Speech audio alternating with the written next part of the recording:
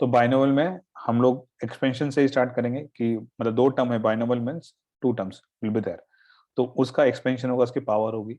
और पूरा का पूरा बाइनोमियल, अगर आपने वो एक्सपेंशन अच्छे से समझ लिया है, उसका पूरा मीनिंग आपको समझ में आ गया है, तो पूरा का पूरा बाइनोमियल उस पे बेस्ड है। ठीक है, तो आपको कहीं भी कोई भी प्रॉब्लम नहीं होने वाली है। और इसमें दो तीन टर्म हम डिफाइन करेंगे कि बाइनोमियल कोफिशिएंट क्या होता है। ठीक है, सबसे पहले हम मैं एक्सपेंशन ही लिखता हूँ, फिर धीरे धीरे आप रिलेट करते हुए चलोगे इसको। दो टर्म है आपके पास, a प्लस एक्स। ठीक है, a प्लस एक्स है और पावर है, तो इसको हम, और आप लोगों ने पीएनसी में एनसीआर का मतलब क्या वो पढ़ लिया है, तो वो भी यहाँ पर यूज होगा। ठीक है, कैसे स्टार्ट करेंगे देखते रहो। NC zero into a raise to the power n plus nC one a raise to the power n minus one x, या x raise to the power one आप कह सकते हो। ठीक है, अब यहाँ पे a raise to the power n है, तो अंडरस्टूड है वो x raise to the power zero है बगल में। ठीक है, अब ऐसे चलते जाओगे तो विल फाइंड अ सीक्वेंस कि अच्छा ठीक है, NC2 आपको याद रखने के लिए सही रहेगा, NC0 NC2 NC1 NC2। सो अब क्या हो जाएगा, a raise to the power n minus two हो जाएगा, और x का स्क्वायर, एक एक पावर जो है a की कम होती रहेगी और x की बढ़ती रहेगी। ठीक है, इस पूरे एक्सपेंशन में फिर आप आगे जाओगे, और आगे जाके मान लो आपके पास थोड़ा सा और आगे जाओगे, लास्ट टर्म हम लिखते हैं, बाद में जनरल टर्म क्या होगा वो भी हम देखेंगे। तो NCn x raise to the power n। ठीक है, of course n belongs to positive integers. ठीक है, क्योंकि आपको पता है कि वो NC0 NC1 के लिए वो डिफाइन होने के लिए दैट इज इंपॉर्टेंट। तो अभी सिर्फ हमें इतना ही देखना है कि a plus x raise to the power n का ये एक्सपेंशन है, NC0 a raise to the power n। आप स्टार्ट करो, देखो अगर हम x प्लस a लिखेंगे and then x raise to then that raise to the power n, तो उसका एक्सपेंशन हम अलग तरह से लिख रहे होंगे। ठीक है, ये थोड़ी थोड़ी छोटी छोटी चीजों पे ध्यान दो पहले आप। a plus x raise to the power n है, तो NC0 फर्स्ट टर्म क्या है, a है, तो फर्स्ट टर्म की ही आप पावर n स्टार्ट करो। ठीक है, जिस सीक्वेंस में ही याद करो, सीक्वेंस में क्यों होगा, इंपॉर्टेंट क्यों है, आपको धीरे धीरे समझ में आएगा। पर अभी के लिए आप इतना ही सोचो कि जिस तरह से लिखा हुआ है आपको उसी तरह से याद करना है। ठीक है, याद करना है ये, अभी इसमें पूछने का कुछ नहीं है, wait for a while. a plus x raise to the power n, n into C, और ये NC0 a raise to the power n, highest power जहां पर जो a की है, उसके बाद एक कम a की पावर में हो जाएगा और x की पावर में एक बढ़ जाएगा, फिर एक a में एक और कम हो जाएगा, x में एक और बढ़ जाएगा, and go on like this. तो एट द एंड क्या होगा, a raise to the power n will reduce to a raise to the power zero. हमने लिखा नहीं है, you can also write it down if you want. ठीक है, वो a raise to the power zero ही है, and x raise to the power n। ठीक है, ये इसका एक्सपेंशन है। अगर हम x प्लस a लिखेंगे तो will write it down in a different way. ये जितने भी आपको नजर आ रहे हैं ना इस एक्सपेंशन में, दैट इज NC0 हो या NC1 हो, NC2 and so on, all these are known as binomial coefficients। इनको हम कहेंगे बाइनोमियल कोफिशिएंट्स। ठीक है, थोड़ा कंफ्यूजन आपको इसमें नहीं होना चाहिए, ये सब है बाइनोमियल कोफिशिएंट। और अगर हम इसकी बात करेंगे including a raise to the power n, या अगर आप ये पूरा मिला लोगे that is known as the term, ये पूरा टर्म है आपका। ठीक है, फर्स्ट टर्म की बात करोगे तो this is the entire term, this is the first term, this is second term, सब कुछ मिला करके this is the third term. ठीक है, लेकिन NC0 NC0 NC2 ही जो अगर सिर्फ होगा तो that will be known as the binomial coefficient. ठीक है, टर्म की बात करोगे आप तो आपको यहाँ पे बहुत ही, अगर हम जनरल टर्म की बात करेंगे ना, अगर मैं कहता हूँ कि बताओ TR क्या होगा, ठीक है, तो आप ये देखोगे अगर TR आपको रखना है, मान लो अगर पुट फर्स्ट टर्म चाहिए, तो अगर फर्स्ट टर्म चाहिए आपको, तो हम बेसिकली इसको TR प्लस वन से डिनोट करते हैं इसीलिए। ठीक है, NCR, ठीक है, ध्यान से देखते रहो, NCR a raise to the power n minus r x raise to the power r। ठीक है, अगर हमें इस एक्सप्रेशन में देखो, अगर हमें फर्स्ट टर्म चाहिए होगा तो r को हम जीरो रखेंगे। देखो ध्यान से, ये बनाई इसलिए हमने इसी तरह से है, for first term r will be equal to zero, तो ये यहाँ पे TR प्लस वन की जगह T1 आ जाएगा because r is zero, and this will be NC0, और r जीरो हो गया तो a raise to the power n ही बचेगा, and x raise to the power 0 is 1, तो ये फर्स्ट टर्म आ गया आपके पास। सिमिलरली अगर आपके पास सेकंड टर्म आप चाहते हो, तो फॉर सेकंड टर्म ये आपको ध्यान रखना है, क्योंकि कभी कभी क्या, कई बार आपको स्टार्टिंग में तो बहुत बार गलती आप करोगे, अगर आप बहुत ज्यादा क्वेश्चन नहीं किए, आप लोगों ने प्रैक्टिस नहीं की, तो ये गलतियां कर लोगे कि फर्स्ट टर्म के लिए हम आर को 1 रख देते हैं और फिर भूल जाते हैं, वो आर को 1 रखोगे तो यहाँ T2 बनेगा, ठीक है। तो सिमिलरली सेकंड टर्म कब आएगा, यहाँ सेकंड टर्म क्या होगा, T2 होगा, ठीक है, टर्म 2, तो यहाँ T2 आएगा, उसके लिए आर को 1 रखना पड़ेगा आपको, मतलब NC1, आप इसी फॉर्मेट में इसको याद रखो, x raise to the power 1, ठीक है। तो ये इसका जनरल टर्म आप इसी फॉर्मेट में याद रखो, that this is the general term of this binomial expansion, ठीक है। अगर हम x प्लस ए लिखेंगे तो यहाँ पे चेंज कर दोगे, a की जगह x, x की जगह a, ये सब चीजें चेंज कर दोगे। और यहाँ पर आपको पता है कि NC0 NCN के बराबर होता है, ठीक है, वो ऑलरेडी आपको पता है। NC1 यहाँ पे NCN-1 के बराबर होगा, क्यों, ये हम ऑलरेडी पढ़ चुके थे, that NCR is equal to NCN-R। तो इसीलिए जो फर्स्ट बाइनोमियल कोफिशिएंट है और जो लास्ट बाइनोमियल कोफिशिएंट है, बाइनोमियल कोफिशिएंट का मतलब ये हो गया, टर्म की बात नहीं कर रहे, बाइनोमियल कोफिशिएंट की बात कर रहे हैं। तो first binomial coefficient last binomial coefficient के बराबर है, second binomial coefficient second last binomial coefficient के बराबर है, एंड सो ऑन, ठीक है। तो ये हो गया सिर्फ बेसिक इंट्रोडक्शन एक्सपेंशन का, कि बाइनोमियल जो टर्म है वो किस तरह से आप एक्सपेंड करोगे उसको, ठीक है ना, in the terms of power है, ठीक है। a प्लस एक्स है ना, तो a प्लस एक्स है, अगर इसकी जगह पे आपके पास in place of a plus x क्या आ जाता है, मानते हैं a माइनस एक्स आ जाएगा, तो क्या चेंज होगा बताओ, if we want to write down expansion of a minus x raise to the power n, तो x को आप सिर्फ माइनस एक्स से रिप्लेस कर दोगे ना yes sir. In the entire expansion. तो आपको ये जैसे जैसे जो वर्ड्स, जो भी आपका टर्म्स हैं a और x की जगह पे, उस हिसाब से आप इस फॉर्मूले में चेंज करते रहोगे, ठीक है। तो NC0 a raise to the power n, अब x की पावर 1 है तो मतलब माइनस एक्स हो जाएगा ना, ठीक है। अगले में एक्स स्क्वायर है तो माइनस एक्स का होल स्क्वायर, कोई फर्क नहीं पड़ेगा, तो प्लस ही आएगा। तो आप ये ऑब्जर्व करोगे कि ऑल्टरनेट प्लस माइनस चल रहा है ना,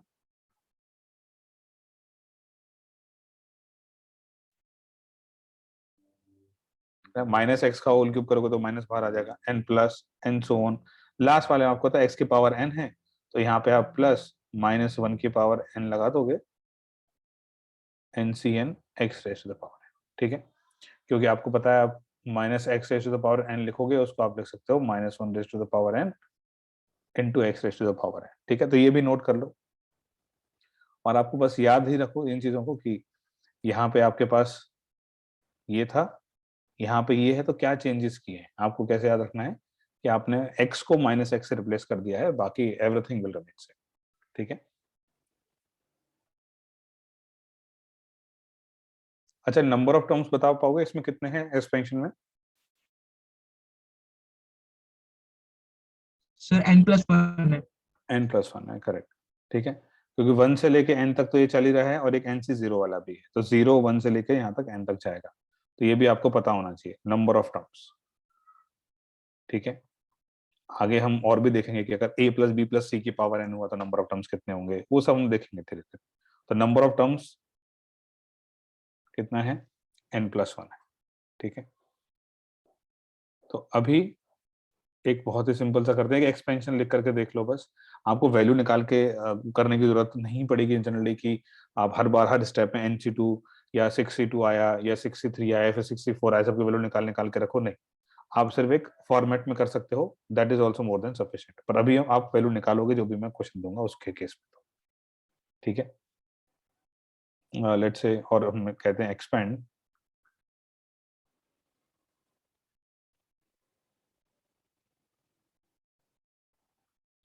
x plus 1/x raise to the power 6, ठीक है, इसको एक्सपेंड करो। और एक्सपेंड करने के बाद इसमें मैंने कहा ना आपको कि अगर आता है 6C2 6C3 कुछ भी आएगा, उन सबकी वैल्यू आपको निकालनी है, you have to find out the value of each and everything.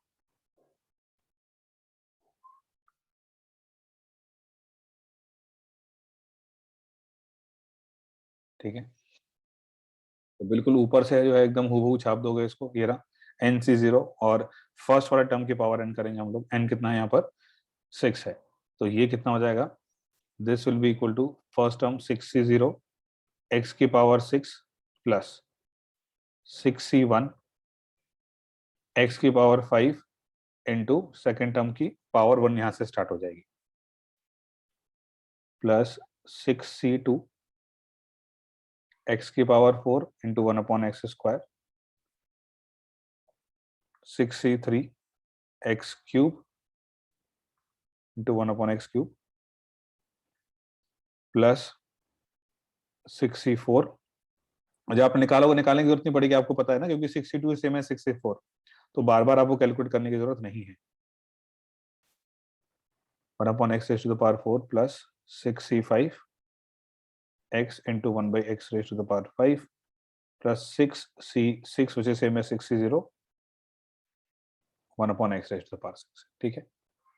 तो इसमें सबसे पहला वाला जो टर्म है वो x raised to the power 6 है, 6C0 1 होता है तो x raised to the power 6 ही आएगा, प्लस 6C1, ठीक है, यहाँ x raised to the power 4 है, और 6C1 की वैल्यू कितनी हो जाएगी, 6 हो जाएगी, because it is same as 6C5, 6 into x raise to the power 4। अब यहाँ पे एक्स स्क्वायर का टर्म आएगा 15x स्क्वायर प्लस, अब हमारे पास क्या आएगा, एक्स क्यूब खत्म, तो कांस्टेंट का टर्म आना चाहिए, ठीक है, तो कांस्टेंट यहाँ पे कितना आएगा 20, कांस्टेंट को लास्ट में भी लिख दो, कोई दिक्कत नहीं है, और ये 1/x rays to the power कितना हो गया 2 हो गया, ठीक है, तो ये 64 और 62 सेम था, तो कितना हो जाएगा, ये भी 15 हो गया, 15/x स्क्वायर। तो आपको पता है कहाँ तक आपको निकालनी है वैल्यूज, और कहाँ पे आप डायरेक्टली लिख दोगे।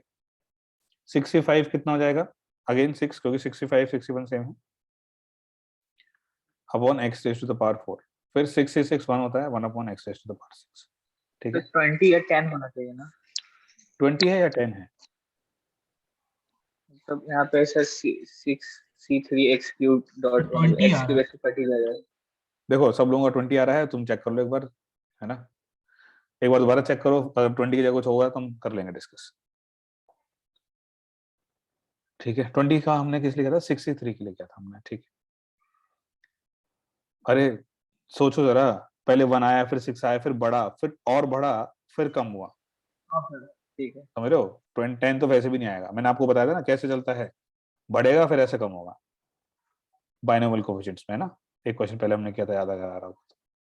एक और चीज इसमें नोट करने वाली क्या थी, आप उसको ऊपर भी लिख सकते हो, कि दोनों टर्म की जो पावर है उनका सम हमेशा क्या आएगा, n आएगा कि नहीं, a की पावर n-r है, x की पावर r है, तो इन दोनों की पावर्स का सम हमेशा क्या आएगा, n आएगा, तो आपको ये भी दिमाग में रखना है, ठीक है। n-2 है ऊपर पावर, इसकी पावर 2 है, तो अगर एक की पावर पता है तो दूसरे की पता चल जाएगी आपको एक्सपेंशन में, है ना, अगर कभी जरूरत पड़ता है तो इस चीज की। यहाँ पावर एक की n-1 है, यहाँ पे x की पावर 1 है, दोनों को ऐड करोगे n आ जाएगा, ठीक है। ये क्वेश्चन कितने लोगों ने किया अटेम्प्ट, अच्छा ठीक है। इसका जो जो भी आएगा उसको ऐसा एनसीआर के फॉर्म में मत छोड़ देना, है ना, पूरा आंसर निकालो, थोड़ा डालो इन सब चीजों की, अब जेई वाले भी थोड़ी बहुत कैलकुलेशन कराने लग गए ना, तो तुमको थोड़ा सा यहाँ भी कैलकुलेशन का पार्ट करना है कंप्लीट। तो जनरल टर्म जो होगा आपको ऑलरेडी पता है, अब इसमें ना हम coefficient of x raise to the power 24 निकालना है। आपको ये भी पूछा जा सकता था विच टर्म, है ना, ये कौन सा वाला टर्म होगा, आपको ये भी पूछा जा सकता था, ठीक है। तो TR+1 जो हमने लिखा है उसका फॉर्मेट क्या है, NCR a raise to the power n-r into x raise to the power r था, ठीक है। अब उसको यहाँ छापो और जनरल टर्म देखो क्या आता है, TR+1 is equal to NCR, n कितना है 15, ठीक है। आपको चलो 15CR लिखते हैं, अभी तो ज्यादा नहीं लिखना, 15CR ही लिखेंगे, ठीक है, हाँ ठीक है, एकदम सही निकाला है। तो 15CR हुआ, 15CR a की जगह क्या है x स्क्वायर, तो a की जगह आपने x स्क्वायर रखा, उसकी पावर कितनी आएगी n-r, n कितना है 15, तो 15 - r, ठीक है। अब दूसरा टर्म क्या है, x है, यहाँ पर कितना है 3a/x, तो 3a/x इंटू r, आपको क्या चाहिए, आपको 24 का कोफिशिएंट चाहिए, ठीक है। You need the coefficient of x raise to the power 24, ठीक है। अब x raise to the power 24 है, तो आप यहाँ देखो इस टर्म में x की पावर कितनी बन रही है वो आप चेक करोगे। ये 2 है, ऊपर जाके कितना हो जाएगा x की पावर 30 माइनस 2r, और यहाँ पे क्या है x की 1 अपॉन x की पावर r है, तो x की पावर कितना है माइनस r, तो टोटल पावर कितनी होगी x की 30 minus 2r minus r, 30 minus 3r, power चाहिए कितने अपने को 24, ठीक है। तो 3r कितना हो गया 6, r कितना हो गया 2, तो r2 है, तो कौन सा टर्म है जिसके पावर 24 है, थर्ड टर्म होगा ना। इफ r इज 2, ये क्या हो जाएगा t3 हो जाएगा ना। ये बात समझ में आ रही है, Yes, टर्म sir, कौन सा हो जाएगा t3 हो जाएगा, ठीक है। अब इसका कोफिशिएंट, इसका मतलब क्या होगा, x के अलावा जो भी बचा इसका कोफिशिएंट हो जाएगा ना, तो रिक्वायर्ड कोफिशिएंट क्या होगा, क्या लिखेंगे हम लोग 15c2, ठीक है। x की पावर जो भी थी वो तो सब यहाँ हो जाएगी, यहाँ पे कितना जाएगा 3a की पावर कितना 2 होगा कि नहीं,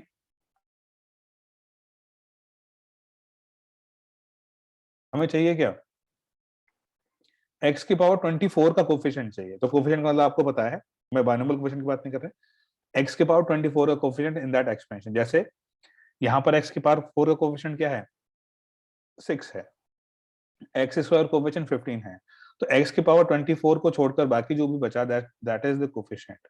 तो क्या बचा 15c2 इंटू 3 इंटू ए स्क्वायर, ठीक है।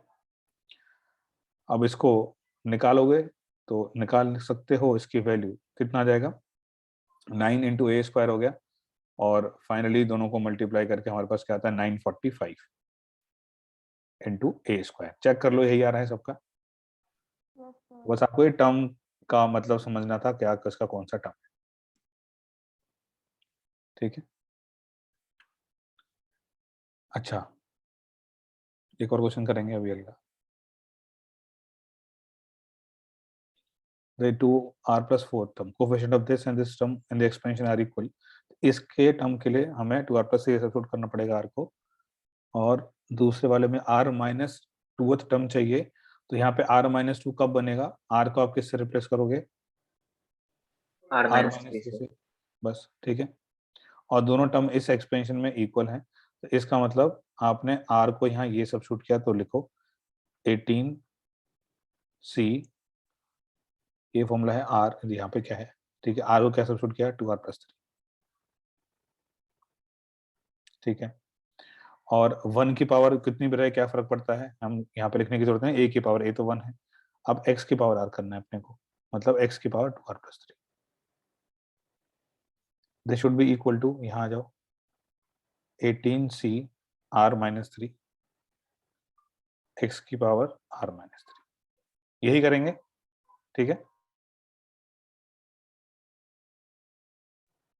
ये बोला हुआ एक्स ना, की पावर क्यों लिखेंगे हम?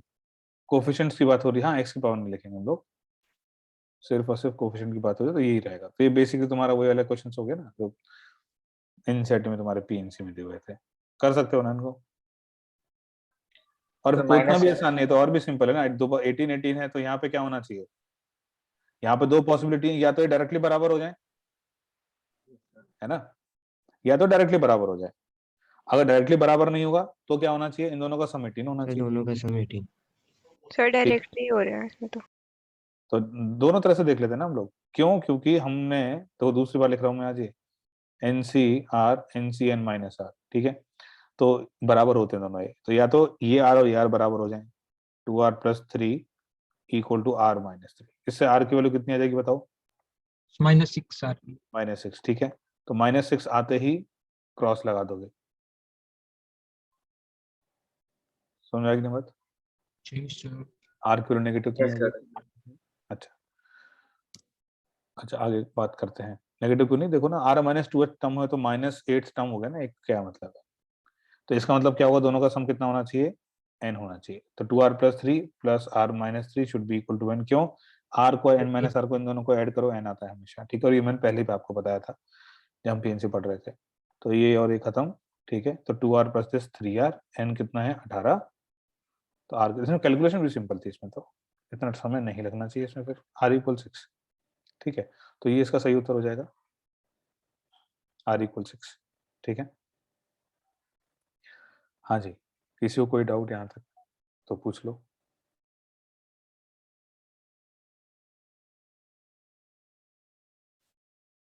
Greatest binomial coefficient.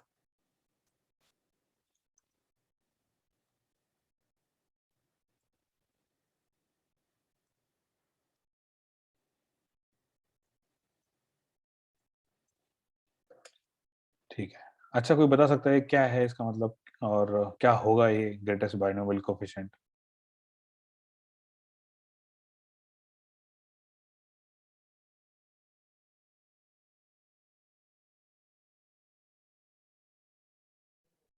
सर एक भाई बार ये अंडरस्टूड है कि हम मतलब उसी एक्सपेंशन में ही बात कर रहे हैं। एक बारी मैटर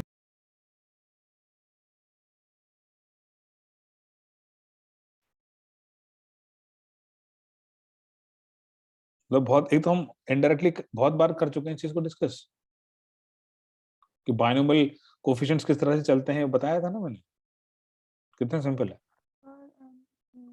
आवाज नहीं आ रही बेटा। इवन हुआ तो NC n/2 होगा, n ऑड हुआ तो NC n-1/2 या NC n+1/2 होगा। बस बहुत बढ़िया, आपको इतना तो कहा था ना कि आपको, देखो मैंने आपको क्या समझाया था, पहले भी हमने पीन से भी सवाल किया था, उसमें हमने मैक्सिमम वाला एक क्वेश्चन आया था, आपको याद करो, उसमें उसमें मैंने आपको बताया था और आज भी क्लास में बताया बाइनोमियल कोएफिशिएंट कैसे चलता है। स्टार्ट किया, फिर बढ़ा, मैक्सिमम वैल्यू को अटेंड करी, फिर नीचे आया, ऐसे ही चलता है ना। जैसे NC 0 है, फिर अगला बाइनोमियल कोएफिशिएंट मतलब 1 + x raise to the power n में, ठीक है,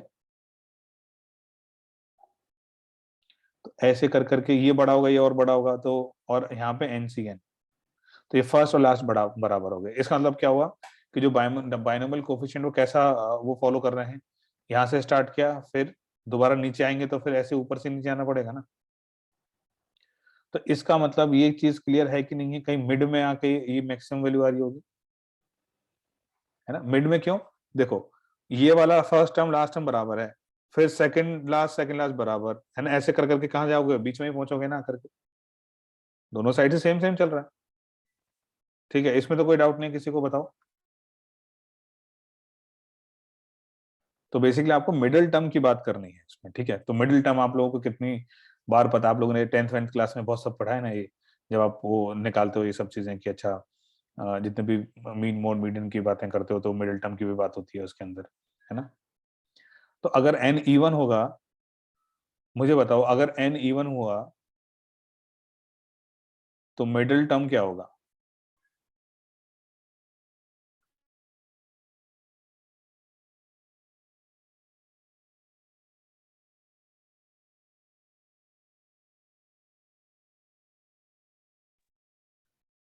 पर आपको ये याद रखना है, n अगर इवन है तो नंबर ऑफ टर्म्स कितने हो जाएंगे? ऑड। ऑड। तो नंबर ऑफ टर्म्स कितने थे? n+1, इसलिए सबसे पहले वो लिखवाया था आपको, नंबर ऑफ टर्म्स हो जाएंगे n+1। तो अगर number of terms n even है तो number of terms will be odd. Odd हो गया तो आपको पता है, ये जब n इवन हो गया तो हम क्या कह सकते हैं, नंबर ऑफ टर्म्स कितने हो गए? n+1 हुए, चलो नंबर ऑफ टर्म्स लिख लेते हैं, ऑड है विच इज n+1। ठीक है, मान लो आपके पास 5 आया, 5 में क्या 2 इधर कर दोगे, 2 इधर कर दोगे, बीच वाला बच जाएगा आपके पास। ठीक है, कैसे निकालते हैं उसको, बोलो। हाँ जी, तो कौन सा टर्म होगा ऐसे मुझे बताओ ना, ऐसे TR टर्म, TN टर्म होगा, TN+n/2 टर्म होगा, कौन सा वाला? या कोफिशिएंट की बात हो रही है तो ऐसे बताओ कि NC n/2 होगा। Sir n/2 + 1 term. n/2 + 1 term, ये कह रहे हो? जी सर। ठीक है, अच्छा ठीक है, लिख लेते हैं चलो इसको, NC n/2 + 1। ठीक है, ये कहा तुमने कि ये वाला हाईएस्ट होगा अगर n इवन हुआ तो। जी सर। ठीक है,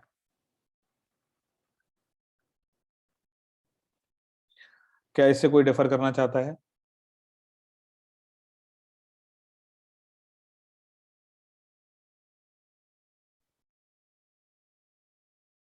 बोलो, आप सोच के देखो ना, अगर n इवन है, मान लेते हैं n इक्वल टू 4 है, सो खुद सोच के देखो आप खुद, या n इवन है तो n इक्वल टू 6 ले लेते हैं, चलो n इक्वल टू 6 है तो नंबर ऑफ टर्म्स कितने हो गए 7, ठीक है, नंबर ऑफ टर्म्स कितने हुए 7। तो उसके बाद आपके पास क्या होने वाला है, नंबर ऑफ टर्म 7 है, तो 3 इधर 3 इधर, मिडिल टर्म कितना हो गया, ये एक बचेगा बीच में, तो 3 + 1 कितना हो गया 4, ठीक है। तो n इक्वल टू कितना था 6 था, तो इसको क्या कर देंगे हम n/2 + 1। इसमें सब अग्री कर रहे हो कि नहीं कर रहे हो ये बताओ, क्या लिख सकते हैं इसको ऐसा कि ये हम मिडिल टर्म की बात कर रहे हैं अभी, हाईएस्ट ग्रेटेस्ट की बात छोड़ो, we are just looking for middle term.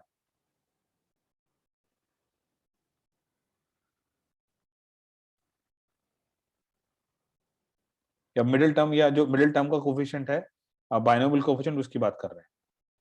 ये देखो कुछ गड़बड़ नजर नहीं आ रही आपको, मतलब कुछ चेंज नहीं करना चाहिए हमें इसमें, भूल भूल मत जाओ हर बार कि हम TR+1 से डिनोट करते हैं, ये आपको भूलना नहीं है।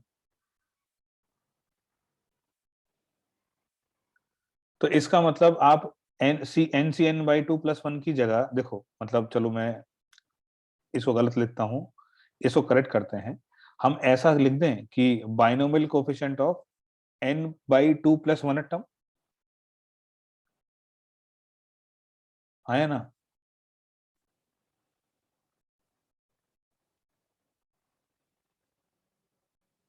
क्योंकि टर्म कौन सा हमारे पास n/2 + 1 टर्म है, ठीक है। तो binomial coefficient of n/2 + 1 term, इसके लिए क्या करना पड़ेगा हमें, बताओ मुझे, बाइनोमियल कोफिशिएंट क्या होगा इसका, n/2 हो जाएगा। n/2 हो जाएगा ना, जी सर। n से n/2। क्योंकि अगर हमें समझो ये चीज, अगर हमें ये टर्म चाहिए तो हम r की वैल्यू क्या रखेंगे, एक कम रखते हैं ना, तो हम n/2 रखेंगे ना r की वैल्यू, समझ रहे हो। और बाइनोमियल हाँ सर। कोफिशिएंट क्या आता है, NCR आता है, ये चीज हाँ सर, समझना, ये मैंने बात आंसर उसी के हिसाब से दिया था, n/2 नहीं + सही है 1 तुम्हारा, टर्म दिया बिल्कुल था। सही है, बस ये हम ये कंफ्यूजन ना हो इसलिए मैंने ये स्पेसिफाई किया कि आप n/2 + 1 नहीं लिखोगे, क्या लिखोगे, हम ऐसा इसको देख सकते हैं कि this is binomial coefficient of n/2 + 1 term which will be NCN/2। ऐसा क्यों, देखो जरा, वापस आते हैं हम अपने बेसिक फॉर्मूला, कभी नहीं भूलना है, this is your basic formula, ठीक है। ये बाइनोमियल कोफिशिएंट किसका है, r+1 टर्म का है, NCR, r+1 टर्म का बाइनोमियल कोफिशिएंट NCR है। तो इसका मतलब n/2 + 1 टर्म का बाइनोमियल कोफिशिएंट क्या होगा, NCN/2। एक कम हो गया, यहाँ r+1 है तो एक कम कर दिया। ये बात समझ में आ रही है, क्लियर है सबको। This will be the greatest binomial coefficient when n is even, और जब n ऑड है तो बिल्कुल सही बताया था पहले सिस्टर ने, n ऑड हो गया तो number of terms will B, तो नंबर ऑफ टर्म्स इवन हो जाएंगे, तो आपके पास 2 मिडिल टर्म आते थे ना, याद कर लो, 2 मिडिल टर्म आते, नंबर ऑफ टर्म्स इवन हो गए, मान लो 4 टर्म है 1 2 3 4, तो 2 मिडिल टर्म हो गए, ठीक है।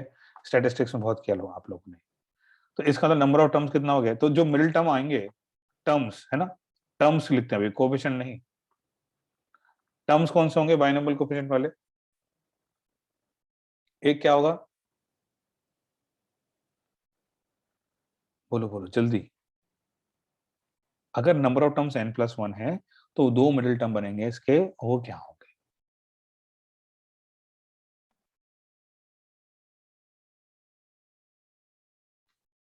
एक होता है इसका हाफ वाला, एक होता है इससे अगला वाला, n+1। हाँ सर। है ना, बिल्कुल सही, याद करो ये सब चीज। एक क्या होगा, जो जो इवन वाला पार्ट बन रहा है n+1/2, ठीक है, तो n+1/2 हो गया एक, तो दूसरा इसके नेक्स्ट वाला टर्म क्या होगा, n+1/2 माइनस। + 1, नेक्स्ट वाला तो +1 होगा ना, जी सर। ठीक है। अच्छा, तो इसके कॉरेस्पॉन्डिंग कोफिशिएंट क्या होंगे, हम ज्यादा कॉम्प्लेक्स नहीं करना चाह रहे, पर अगर आप भूल जाओ कभी तो आपको ये मेथड फॉलो करना पड़ेगा, अदरवाइज तुरंत याद रखो जो हमने फाइनल रिजल्ट हम निकाल रहे हैं, ठीक है। तो इससे कॉरेस्पॉन्डिंगली कोफिशिएंट कौन से हो जाएंगे, 1 1 माइनस कर दोगे, NC n-1/2 हो जाएगा, और NC n+1/2, these will be the greatest binomial coefficients. ठीक है, दोनों की वैल्यू सेम ही आ रही है, आपको ऐसा घबराने की जरूरत नहीं है। तो मतलब क्या हुआ, when n is odd, finally आप याद कर रखो, when n is odd, the greatest binomial coefficient is ncn minus 1 by 2 or ncn plus 1 by 2, or when n is even, the greatest binomial coefficient is ncn by 2, simple. ठीक है, ये आपको अब याद रहेगा, मिडिल टर्म से याद रहेगा आपको, है ना, ग्रेजुअली विल लर्न दिस। किसी को कोई डाउट है तो पूछ लो। यहाँ तो समझ में आया ना सबको? ठीक है।